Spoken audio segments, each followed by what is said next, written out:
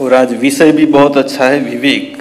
महाराज जी बोल रहे थे, सचमुच आप सबको विवेक है, इसीलिए आप सब यहाँ आए हैं। आज दूसरी बात है, खाने के बाद किसका विवेक रहेगा मुझे मालूम नहीं, ठीक है क्योंकि खाने के बाद नींद आती है ना, बात ही है। और पहले भी मैंने एक बार बताया था, आपको मालूम है, कोई सच्चित आनंददार की, सत का मतलब खाना, बाद में चीत हो जाना, और बाद में जो आनंद होता है ना तो मालूम नहीं खाने के बाद आपका सच्चिदानंद करना है, नहीं क्या करना है, वो आपका विवेक ही बताएगा आपको, ठीक है ना। तो यहाँ विवेक के बारे में हम देखते हैं वचनामृत में ठाकुर ने बहुत जगह विवेक के बारे में बताया है। विवेक का मतलब आप सबको मालूम है, हमको क्या करना चाहिए और क्या नहीं करना चाहिए, यही विवेक है। हम सब लोग भगवान को पाना चाहते हैं, हम सब लोग भगवान में मन लगाना चाहते हैं, लेकिन ये भगवान में मन कैसे लगे, ये हमारा सबका प्रश्न है। और ये प्रश्न का उत्तर हम वचनामृत में पाते हैं। मास्टर महाशय भगवान श्री रामकृष्ण को प्रश्न करते हैं, ईश्वर में मन कैसे लगेगा। तो ठाकुर जी कहते हैं, ईश्वर का नाम गुणगान सर्वदा करते रहो। देखिए, सर्वदा करना बहुत मुश्किल है। हम लोग प्रयत्न करते हैं, बाद में कभी कभी भूल भी जाते हैं। और क्या कहते हैं, सत्संग।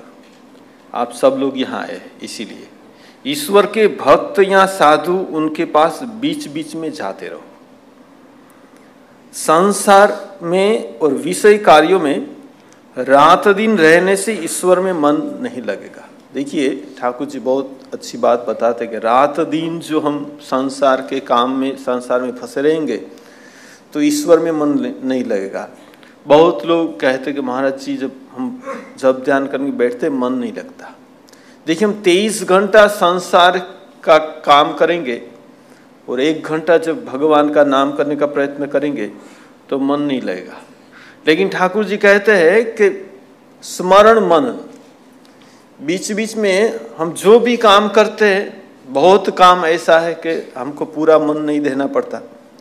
हम सुबह में ब्रश करने से शुरू कर सकते हैं, स्नान करने के समय भगवान का नाम कर, भगवान का नाम करने में सूची असूची कोई नहीं है कि स्नान करने के बाद ही भगवान का नाम करना, ऐसा कुछ नहीं है। जब भी हम भगवान का नाम कर सकते हैं।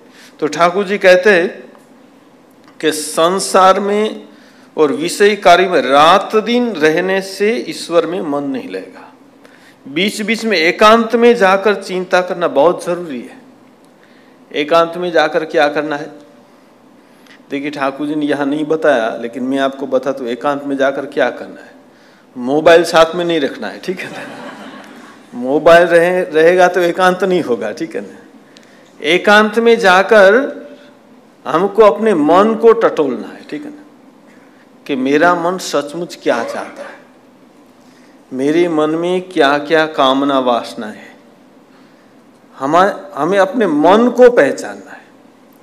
ठाकुर जी कहते ध्यान करना मन में, कोने में और वन में। मन ही मन ध्यान करना है। कोने का अर्थ एकांत में, वन में मीन्स घर से दूर जाकर करना है, घर में रहने से नहीं होगा। और कहते ठाकुर जी, और सर्वदा सत असत विचार करना। देखिए, यही विवेक है, सर्वदा सत असत विचार। ईश्वर ही सत्य है, नित्य वस्तु है, बाकी सब असत्य एवं अनित्य है। देखिए, ईश्वर ही सत्य है, बाकी सब अनित्य। हम सबको मालूम है, हम जब बचपन में बहुत दोस्त थे हमारे, जैसे जैसे बड़े हुए सब दोस्त बिछुड़ गए। जब बड़े हुए माता पिता के साथ रहे, जब हमारी और उम्र बढ़ती है माता पिता भी बिछुड़ जाते हैं, हम घर संसार में रहते हैं। देखिए, ये सब अनित्य है, कोई कुछ साथ में नहीं रहता। क्या साथ में रहता है? भगवान ही नित्य है, वही हमारे साथ में रहता है। तो ठाकुर जी कहते हैं ईश्वरी सत्य है, नित्य है, बाकी सब अनित्य है। ऐसे विचार करते करते अनित्य वस्तु का मन से त्याग कर देना। ये जो अनित्य वस्तु है ना, हमको मालूम है कि इससे हमको सुख नहीं मिलता है। हम सुख पाने का प्रयत्न करते संसार के भोग विषय में, हमको सुख नहीं मिलता, फिर भी हमारा मन उसके प्रति आकर्षित होता है। एक छोटी सी कहानी है, आप सबने सुनी होगी। एक राजा थे, उनके पास बकरी थी। तो राजा ने ऐसी घोषणा की बकरी को कोई जो पेट भर खिला देगा तो हम इनाम देंगे उसको। तो सब लोग बकरी को ले जाते खिलाने के लिए, पूरा दिन पेट भर खिलाते। तो शाम को जब ले आते तो राजा हरी पत्ती की टोकरी रखते हैं, तो हरी पत्ती देखकर फिर बकरी खा लेती है। तो जितने लोग आते किसी को इनाम नहीं मिलता है। तो एक महात्मा थे सन्यासी, उसने देखा, उसने कहा राजा मैं ले जाऊंगा। अरे आप तो भिक्षा करके खाते, आप क्या खिलाएंगे? उसे दीजिए, मैं प्रयत्न करूंगा। तो वो सन्यासी ले गए बकरी को। उसने क्या किया, हरी पत्ती की टोकरी रखी और जैसे ही बकरी ने मुंह डाला वैसे एक डंडा मारा मुंह पर, ठीक है। फिर वो हरी पत्ती दिखाई, जैसे वो मुंह डालता है वैसे फिर एक डंडा इधर रखता है, फिर एक उधर हरी पत्ती, जिस तरह मुंह बढ़ाता है इस डंडा। सुबह से शाम तक डंडा ही मारा। अब देखा कि हरी पत्ती दिखाने से भी नहीं खाती, ठीक है ना, और डंडा लेकर खड़ा है। बस अब चलो राजा के पास, राजा के पास ले गया। अब राजा हरी पत्ती दिखा रहा है, पीछे डंडा लेकर खड़ा है। तो जितना ही दिखाते हो तो खाते नहीं। तो राजा तो उनका क्या बात है, आपने पूरा दिन क्या खिलाया है बोलिए? तो सब लोग, इतने लोग ले गए, कोई पेट भर नहीं पाया, आपने पेट भरा दिया? बोले नहीं, मैंने कुछ नहीं खिलाया। तो क्या किया? पूरा दिन डंडा ही खिलाया, ठीक है, डंडा ही मारा है उसको। तो देखिए ये बकरी क्या है? ये बकरी हमारा मन है। ये हरी पत्ती क्या है? रूप, रस, गंध, शब्द, स्पर्श। ये जो हरी पत्ती है ना, हम जितना भी खाए, जितना भी भोग करे, आज मैंने अच्छा अच्छा खाया फिर मुझे कल खाने का मन होगा। जो भी हम संसार में जितना भी भोग है करने पर हम तृप्त नहीं होते। जब भी कोई भोग का उपकरण मेरे सामने आ जाता है, हमारा मन भोग को पाने के लिए लालायित होता है। तो ये बकरी मन है और हरी पत्ती ये कामना, वासना, रूप, रस, गंध, शब्द, स्पर्श है। क्या करना है? ये डंडा, ठीक है ना, ये संयम।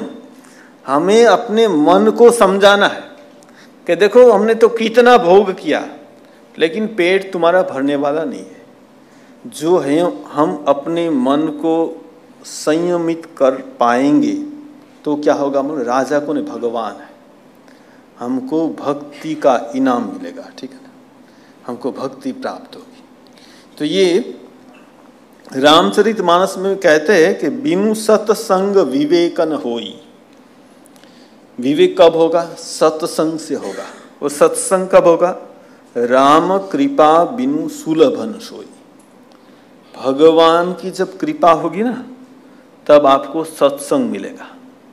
और सत्संग मिलने के बाद आपको विवेक मिलेगा। तो देखिए आप सब यहाँ आए हैं, तो मुझे लगता है सचमुच आप सब पर राम की कृपा है, इसलिए आप सब लोग सत्संग मिल रहा है। और ये सत्संग से जो हमको विवेक मिल जाए तो भगवान में भक्ति हो जाएगी। हम सबको मालूम है वाल्मीकि पहले वो डाकू थे, उसको नारद मुनि का सत्संग मिल गया। और नारद मुनि का सत्संग मिलने से क्या हुआ? उनका विवेक जागृत हो गया। नारद मुनि समझा कि तुम ये जो सबको लूटता है, ये धन सबका ले लेता है, किसी को मार देता है, क्यों करता है? बोले नहीं, मेरे घर में तो माता पिता है, मेरी स्त्री है, बच्चे हैं। बच्चे पाप में क्या भागीदार होंगे? वो जरूर होंगे। उसने जाके पूछा तो किसी ने, सबने कहा हम पाप में भागीदार नहीं। उसका विवेक जागृत हो गया। और ये डाकू राम राम भगवान का नाम करते करते वाल्मीकि बन गया। अब देखिए ऐसा संत बन गया कि भगवान उनके पास आते, उनको भगवान के पास नहीं जाना पड़ा। रामचरितमानस में कहते हैं कि भगवान श्री राम, लक्ष्मण, सीता तीनों उनके पास आए। और भगवान श्री राम क्या कहते हैं? जब भगवान को पूछा गया कि आप वन में क्यों आए हैं, तो भगवान ने कहा, तात वचन पुनि मातु हित, भाई भरत असराऊ, मो कहूँ दरस तुम्हार सब मम पुण्य प्रभाव। भगवान श्री राम कहते हैं कि मैं वन में क्यों आया, तात वचन पुनि मातु हित, मेरे पिता का वचन पालन करने के लिए, माँ कैकेयी के हित के लिए, और मेरा भाई भरत राजा होगा। और क्या सबसे बड़ा सौभाग्य है कि मुझे यहाँ सत्संग मिल रहा है। मोह को दरस तुम्हारे प्रभु सब मम पुण्य प्रभु। भगवान श्री राम कहते हैं मेरा पुण्य का प्रभाव है। देखिए हम होते तो क्या बोलते, 14 साल वनवास हुआ है, क्या पाप किया होगा भगवान, इसीलिए 14 साल वनवास। भगवान कहते हैं सब मम पुण्य प्रभाव, और कहते मुझे सत्संग प्राप्त होता है। अब देखिए भगवान श्री राम वाल्मीकि को पूछते हैं कि मुझे रहना है, कहाँ रहूं, मैं इतने दिन तो चलता रहा, मैं अभी कहीं रुकना चाहता हूँ, कहीं रहना चाहता हूँ, कहाँ रहूं। वाल्मीकि हंसने लगे, फिर प्रभु आप मुझे पूछ रहे आप कहाँ रहे, अच्छा पहले आप बताइए तो आप कहाँ नहीं है। भगवान चुप हो गए कि भगवान तो सब जगह है ना, लेकिन भगवान चुप रहे तो वाल्मीकि ने बताया आप कहाँ निवास करेंगे। पहले बताया वाल्मीकि ने कि आप मनुष्य के हृदय में निवास कीजिए, जिनके श्रवण समुद्र समाना, जिनका कान है ना समुद्र जैसा है, जिनके श्रवण समुद्र समाना, कथा तुम्हारी सुबग सरी नाना। ये तुम्हारी जो कथा है वो सरिता नदी जैसी है। नदी सब कहाँ जाती है, सागर में जाती है। जिनका कान समुद्र जैसा होगा है, अरे भगवान की कथा सरिता है। और यहाँ कहते जितने भी सरिता का पानी जितने भी सागर में आए, सागर कभी तृप्त नहीं होता, भर ही निरंतर हो ही न पूरे। जिनका मन हर समय भगवान का नाम सुनना चाहता है, जिनके कान में कभी भगवान की कथा सुनने में तृप्ति नहीं होती, भगवान को वाल्मीकि तीन के हिय तुम कहू गृह रूरे, उनके हृदय में तुम वास करो। देखिए आप सभी लोग यहाँ ये भगवान की कथा सुनने के लिए, और मुझे मालूम है हर बार इतने लोग ही होते, लोग ज़्यादा ही होते, ठीक है ना। बात के आपके कानों में तृप्ति नहीं होती भगवान की कथा सुनते सुनते। तो सचमुच भगवान आप सभी के हृदय में वास करेंगे। बाद में ऐसे बहुत बात है, बाद में वाल्मीकि कहते हैं कि आप चित्रकूट में वास कीजिए। तो यहाँ हम देखते थे वाल्मीकि को नारद मुनि का सत्संग प्राप्त हुआ, और सत्संग से क्या उसका विवेक जागृत हो गया। तुलसीदास जी के जीवन में देखते हैं उनकी पत्नी ने उनका विवेक जागृत कर दिया। तुलसीदास जी अपने पत्नी को बहुत प्यार करते थे। तो एक बार अपनी पत्नी ने कहा कि देखो मेरे शरीर पर जितनी तुम्हारी ममता है ना, वो जो भगवान राम के प्रति होती तो तुम्हारा जीवन धन्य हो जाता। तुलसीदास का विवेक जागृत होगा। कोई कोई कहते कि पत्नी की फटकार से तुलसीदास बन गए, ऐसी बात नहीं। घर में बहुत लोगों को पत्नी की फटकार मिलती है, ठीक है ना, तो घर घर में तुलसीदास हो जाता, ठीक है ना। बात यह है किसी का विवेक जागृत हो जाता है, या तुलसीदास जी का विवेक जागृत हो गया, और यहाँ कहते हैं वो संत बन गए। और हम देखते हैं, देखिए भगवत गीता, अच्छा आप सोचिए तो भगवत गीता किसको ज़्यादा जरूरत थी? दुर्योधन को ज़्यादा जरूरत थी ना अर्जुन को ज़्यादा जरूरत थी? हमको तो यही लगता है दुर्योधन को ज़्यादा जरूरत थी गीता सुनने की, ठीक है ना, अर्जुन को ज़्यादा जरूरत नहीं थी। लेकिन भगवान ने अर्जुन को सुनाई, दुर्योधन को नहीं सुनाई। क्यों? भगवान गए थे दुर्योधन के पास, किंतु दुर्योधन ने कहा कि जानामि धर्मम न च में प्रवृत्ति, मैं धर्म जानता हूँ क्या है, लेकिन धर्म में प्रवृत्ति नहीं। जानामि अधर्मम न च में निवृत्ति, मैं वो भी जानता हूँ अधर्म क्या है, मुझे सिखाने की कोई आवश्यकता नहीं है, लेकिन अधर्म से मैं निवृत्त नहीं हो सकता। ऐसी ही बात अर्जुन भगवान श्री कृष्ण को कहते हैं, एक ही बात, लेकिन अर्जुन में विवेक है। अर्जुन को भगवान को पाने की, इस रास्ते पे चलने की उनकी सचमुच इच्छा है।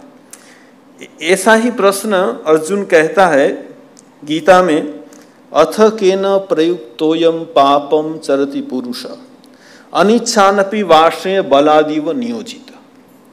भगवान कृष्ण को पूछता है कि अथ केन प्रयुक्तोयम, मनुष्य क्यों पाप करता है? मनुष्य की पाप करने की इच्छा नहीं होती। अनिच्छनपि वाष्य बलादिव नियोजित, कोई उसको बलपूर्वक पाप कराता है, इच्छा नहीं। हम सबको मालूम है कि ये करना अच्छा नहीं, बुरा है, लेकिन बलपूर्वक हमको ऐसा लगता है कोई कराता है। ऐसा क्यों होता है? ये प्रश्न अर्जुन भगवान श्री कृष्ण को कहता है। और भगवान श्री कृष्ण कहते हैं कि देखो अर्जुन, काम ऐसा क्रोध ऐसा रजोगुण समुद्भव, ये काम क्रोध ये सब रजोगुण से उत्पन्न होता है। ये क्या होता है? तुम्हारा ज्ञान को ढक देता है। अरे ये कामना वासना कभी तृप्त होने वाली नहीं है, इसको तुमको त्याग ही करना पड़ेगा। जय शत्रु महाबाहो, ये सब शत्रु है, उसको तुम उसके पर विजय प्राप्त करो। तो देखिए हम देखते अर्जुन साधक, और गीता में भी हमको यही मिलेगा। देखिए हमारे सब में कुमति है और सुमति भी है। हमारे सब में कुमति सुमति। एक छोटी सी बात है, एक कहानी मैंने सुनी थी छोटी सी, कि कुमति और सुमति दोनों ब्रह्मा की पुत्री है। तो कुमति एक बार ब्रह्मा के पास गई और कहा, देखो कि आपने तो मुझे बनाया लेकिन मुझे तो कोई पसंद नहीं करता है, और सब लोग तो ये सुमति को ही पसंद करते हैं। तो ब्रह्मा ने बोला, नहीं नहीं तुम भी अच्छी हो, मुझे आपने बातों बातों में बता दिया तुम भी अच्छी हो, लेकिन मुझे मालूम है कोई मुझे पसंद नहीं करता, आप प्रमाण कर दीजिए मैं अच्छी हूँ।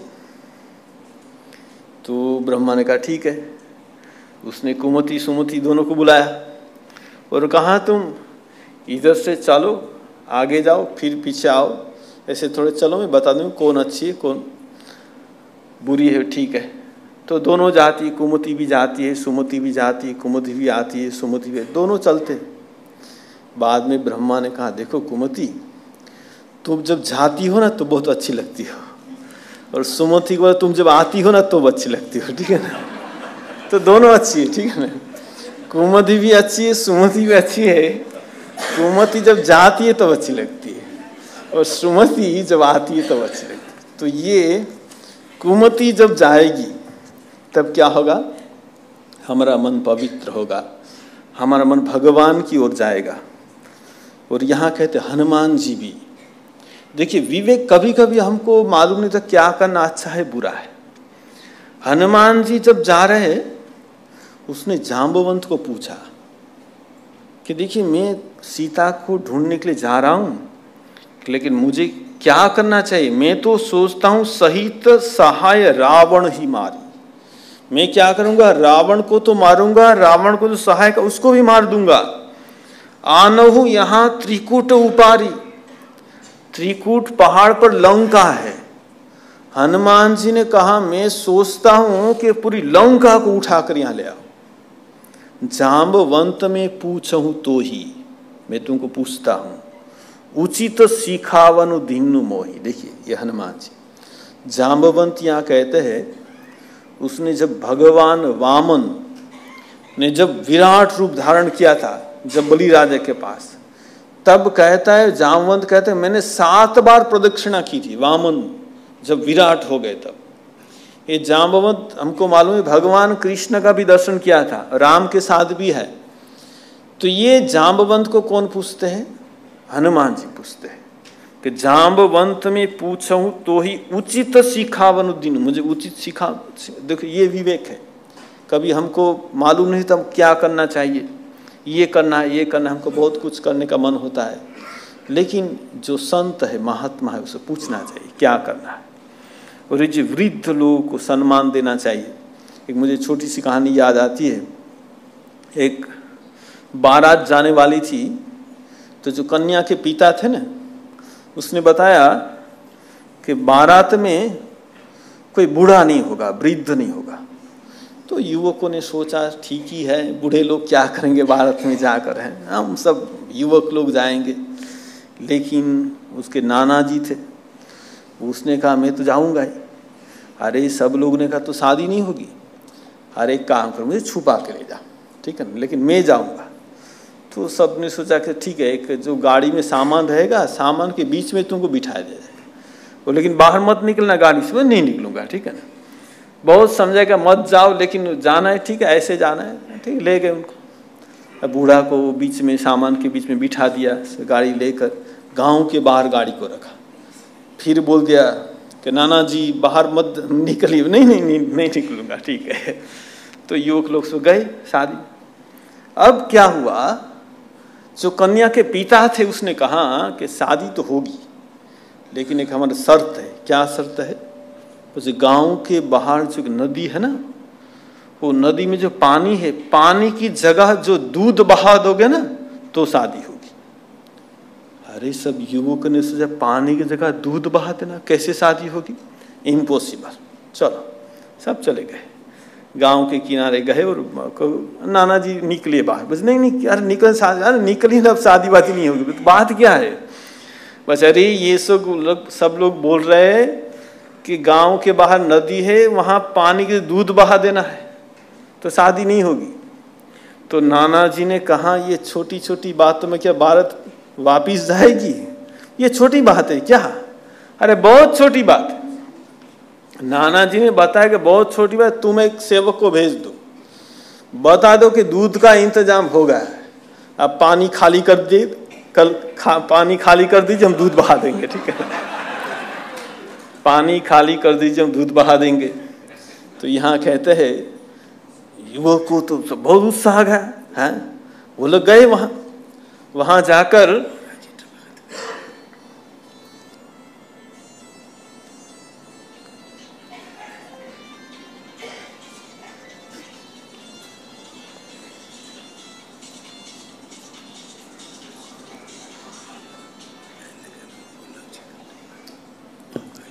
ठीक है, छोड़ दीजिए।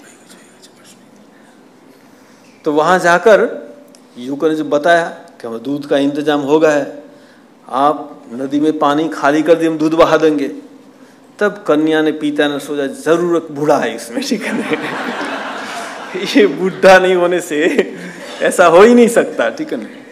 तो देखिए ये वृद्ध को सम्मान देना चाहिए। ये हनुमान जी वृद्ध को सम्मान देते। भगवान श्री राम, उनके जो मंत्री थे, सुमंत्र, वो जब आता है तो उनके चरणों में, भगवान श्री राम जिस अपने पिता के चरणों में प्रणाम करते, वैसे भगवान श्री राम भी उनके चरणों में प्रणाम करते थे। लेकिन रावण किसी की बात नहीं सुना। उनका भी एक नाना था माल्यवन, तो उसने जब कहा तुम सीता को वापस दे दो तो तुम बूढ़ा हो वरना तुमको मार ही देता, ठीक है ना। तो देखिए ये विवेक है जो हनुमान जी में था। हनुमान जी कहता है कह हनुमंत विपति प्रभु सोई। हनुमान जी कहते विपति कब है प्रभु? जब तब सुमिरन भजन न होई। देखिए विपति तब नहीं है आपका पैसा खो गया, आपकी तबीयत खराब हो गई, आपका कोई स्वजन आपसे बिछुड़ गया, वो विपत्ति नहीं है। विपत्ति कब है? जब हम भगवान को भूल जाएंगे। भगवान को याद रखने का मतलब ये है, ठाकुर जी वचनामृत में कहते नाम नामी अभेद है। भगवान का हम जो नाम करते तो भगवान हमारे साथ ही है, और भगवान का नाम की इतनी महिमा है। ठाकुर जी वचनामृत में जब देखते हम, गिरीश चंद्र घोष कहते मैं पापी हूं, मेरा क्या होगा? ठाकुर जी ने कहा देखो 1000 साल से एक घर में अंधेरा है, उसमें प्रदीप जब जलाओगे तो अंधेरा जाने में क्या 1000 साल लगेगा? नहीं, प्रदीप जलाने के साथ ही साथ अंधेरा चला जाएगा। वैसे जब भी कोई भगवान का नाम करता है तो साथ ही साथ सब पाप नष्ट हो जाते हैं। भगवान के नाम की बहुत महिमा है। भगवान यहाँ वचनामृत रामचरितमानस में कहते राम राम कही जे जमु हाई। राम राम करके जो जमु हाई, जमुई जो लेते हैं, राम राम करते हैं ना, तीन ही न पाप पुंज समुझाई। देखिए कोई राम राम वैसे भी करेंगे, उनका पाप पुंज का नाश हो जाएगा। भगवान श्री राम कहते सन्मुख होई जीव मोहि जब ही। जैसे मेरे सामने कोई जीव आ जाता है, जन्म कोटि अधनाश ही तब है, कोटि कोटि जन्म का पाप नाश हो जाता है। भगवान श्री राम कहते हैं कोटि विप्र बध लाग ही जाहू, आए शरण तज ही ताहू। जितना भी पाप किसने किया, कोटि विप्र बध माने कोटि कोटि ब्राह्मण को मार दिया है, फिर भी वो जो आएगा तो मैं उसको त्याग नहीं करूंगा। हनुमान जी भी बहुत विचार करते। देखिए यहाँ हम देखते हनुमान जी लंका में प्रवेश करने से पहले यहाँ कहते हैं पूर रखवारे देखी बहु कपि मन किन्न विचार। हनुमान जी ने जब दिन में देखा है कि बहुत राक्षस लोग हैं, तो मन में विचार करते पूर रखवारे देखी बहु कपि मन किन्न विचार, अति लघु रूप धरो निशी नगर करो पैसा। मैं कब जाऊंगा? जब रात हो जाएगी, छोटा बनकर जाऊंगा। लंका में कौन है? माँ भक्ति सीता है। जो भक्ति को प्राप्त करना है तो रात में भगवान का नाम करना चाहिए। ठाकुर जी वचनामृत में कहते हैं रात को 3 प्रकार के मनुष्य जागते हैं, योगी भोगी रोगी। योगी जो भगवान को पाना है, रोगी यहाँ दुखता है, यहाँ दर्द होता है, सो नहीं सकता, और भोगी भोग करना। इसीलिए जो योगी होता है भगवान रात को अति लघु रूप धरो निशी, जो नम्र बनकर जाना है। अहंकार होने से भक्ति प्राप्त नहीं होती। हनुमान जी जब सीता के पास के बहुत छोटे हैं, वो सीता को कहते देखिए हम सब बंदर लोग आएंगे, भगवान राम आएंगे, सबको मार देंगे, तुम चिंता मत करना। तो सीता ने कहा हे सुत कपि सब तुम ही समाना। उसने कहा क्या सब तुम्हारे समान ही छोटे छोटे है क्या? तुम कहे तो सब राक्षस को मार देंगे, ये कर देंगे। तो हनुमान जी तो छोटे बन का कहते मसक समान रूप कपि धरी। हनुमान जी है ना, बहुत छोटे थे। तब हनुमान जी बहुत बड़े हो गए, इतने बड़े हो गए उसका मस्तक आकाश को छू रहा ऐसा लगता है। तब सीता के मन में भरोसा है, अब तब भरोसा तब भय हो, ठीक अब तुम उससे होगा, ठीक है। ये हनुमान जी जाते हैं, लंकिनी मिलती है, लंकिनी कहते मैं तुमको खा लूंगी। तो हनुमान जी ने कहा कि देखो तुमको क्या रावण खाना नहीं देता क्या? रात 12 बजे अभी भी खाओ खाओ करती हो। बच्चे नहीं, खाना बहुत देता है। तो क्यों खाओगी? मेरा एक सिद्धांत है, मोर आहार जहां लगी चोरा, मैं चोर को भक्षण करती। तो हनुमान जी ने कहा तुम्हारा सिद्धांत ही ठीक नहीं, तुम्हारा सचमुच जो चोर को भक्षण करती तो मेरे पहले जनकनंदिनी सीता को चोरी करके रावण घुसा, तो उन्हें कुछ नहीं किया। हनुमान जी ने एक घुसा मारा, मुट्ठी का एक महाकपि हनि रुधिर बमत धरणी धनमानी। यहाँ कहते हैं लंकिनी को सत्संग हुआ। देखिए लंकिनी जब एक घूसा मारा, उसका मन परिवर्तन हो, उसकी बुद्धि पर परिवर्तन हो गई। यहाँ कहते पुनि संभारी उठी सो लंका, झोरी पानी कर बिने शंका। हनुमान जी कहते हैं तात मोर अति पुण्य बहुता, देखो नयन राम कर दूता। मैंने बहुत पुण्य किया इसलिए राम का दूत का दर्शन हुआ। हनुमान जी कैसे पता लगा मैं राम का दूत हूँ? પછી रावण को जब वरदान देने के लिए आए थे ब्रह्मा और शिव, तब मैंने पूछा था कितने दिन तक रहना है। अब जो लंकिनी बात बहुत बढ़िया बात कहते तात स्वर्ग अपवर्ग सुख धरियो तुला एक अंग, तुलन ताही सकल मिली जो सुख लव सतसंग। जितना भी सुख है स्वर्ग का सब एक साथ किया जाए, लेकिन तुलन ताही सकल मिली जो सुख लव सतसंग, जो सत्संग का सुख है। मुझे आपका सत्संग प्राप्त हुआ। मैं इतने दिन तक क्या सोचती थी? मैं सोचती थी कि रावण ही मेरा स्वामी है, वही मेरा सर्वस्व है। आज मुझे पता लग गया भगवान राम ही सर्वस्व है। तब लंकी ने कहा कि प्रविशी नगर कीजिए सब काजा, हृदय राखी कौशलपुर राजा। आप जाइए लेकिन हृदय में राम को रखिए, क्योंकि लंका भोग नगरी, आप जहां भी देखेंगे ना भोग का दृश्य दिखाई देगा। जो हृदय में राम नहीं होगा तो काम का आक्रमण होगा। और भगवान राम हृदय में रहने से क्या होगा? गरल सुधा रिपु करहि मिताई, गोपद सिंधु अनल शीतलाई। गरल सुधा विष अमृत हो जाएगा। और क्या होगा? गरल सुधा रिपु करहि मिताई, शत्रु मित्र हो जाएगा। और क्या होगा?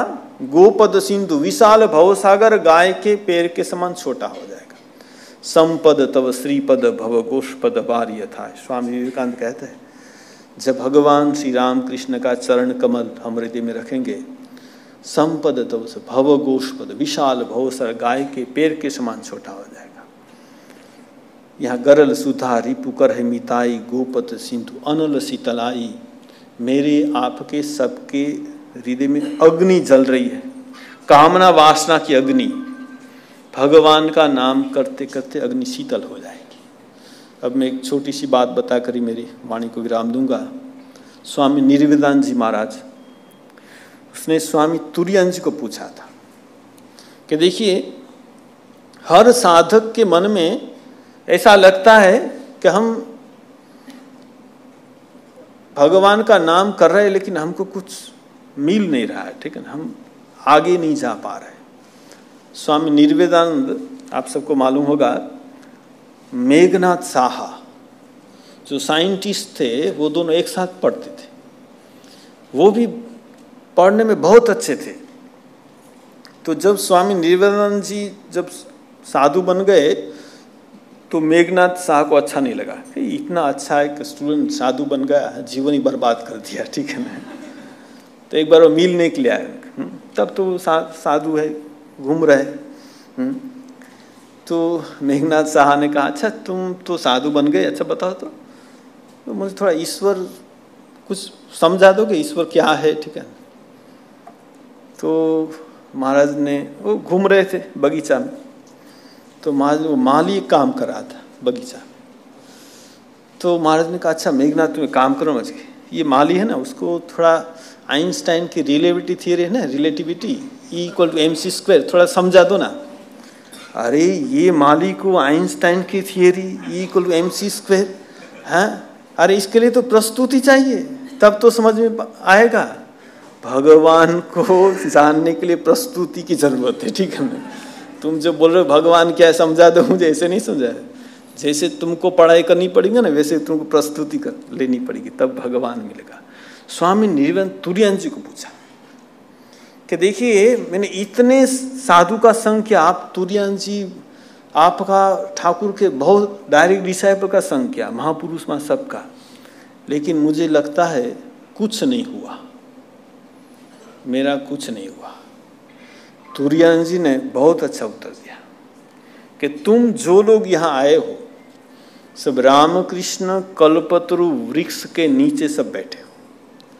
यहाँ मुक्ति रूप फल लटकता है, ये मुक्ति रूप फल सबको मिलेगा। जो भी ये रामकृष्ण कल्पतरु वृक्ष के नीचे आए हैं, सबको ये मुक्ति का फल सबको मिलेगा। तुमको जितने लोग आए मिलेगा, लेकिन तुम कुछ अभी पाना है। Shake the tree, shake the tree. तुमको पेड़ को हिलाना पड़ेगा, तुमको साधना करनी पड़ेगी, तो अब ही तुमको मुक्ति का फल मिलेगा, और वरना तुमको अंत समय में मिलेगा। तो देखिए, हम जो लोग सभी रामकृष्ण भावधारा के आश्रय में आए हैं, हम साधना में तीव्रता लाएंगे, तो ये हमको अभी मिलेगा। और तीव्रता नहीं लाएंगे तो हम तो यहाँ है ही, हो सकता है मृत्यु के अंत समय भी मिल सकता है। तो अंत समय भी तब भी मिलेगा कि अंत समय भगवान का नाम कर सके। और भगवान का नाम करने के लिए वचनामृत में ठाकुर जी कहते हैं अभ्यास योग। हमको प्रयत्न करना पड़ेगा। दिन में जब भी हो भगवान के नाम भूल जाए तो भी दिक्कत नहीं, हम प्रयत्न करेंगे सुबह, दोपहर, शाम। और जितना स्मरण मनन ज़्यादा होगा ना, आपका ध्यान इतना गहरा होगा। पूरा दिन हम भगवान का नाम नहीं करते और शाम को बैठ जाएंगे तो पूरा दिन जो क्या है वही हमको याद आएगा। लेकिन जो हम पूरा दिन थोड़ा थोड़ा स्मरण मनन करने का प्रयत्न करें, भूल जाएंगे कोई बात नहीं, फिर भगवान का नाम करेंगे। करते करते जब आप शाम को पूरा समय मिल गया, आप बैठेंगे, हमारा मन भगवान की ओर चला जाएगा। ठाकुर जी कहते विषयानंद, भजनानंद, ब्रह्मानंद। विषयानंद सबको मालूम है, हमको सबको भजनानंद मिल जाएगा, भगवान का नाम करते करते आनंद, और बाद में ब्रह्मानंद मिल जाएगा। तो मैं महाराज का बहुत बहुत आभारी हूँ। महाराज ने मुझे यहाँ जो मौका दिया, आप लोगों ने मुझे सुना, इसलिए आप सबका बहुत बहुत आभारी हूँ। भगवान के चरण में प्रार्थना करते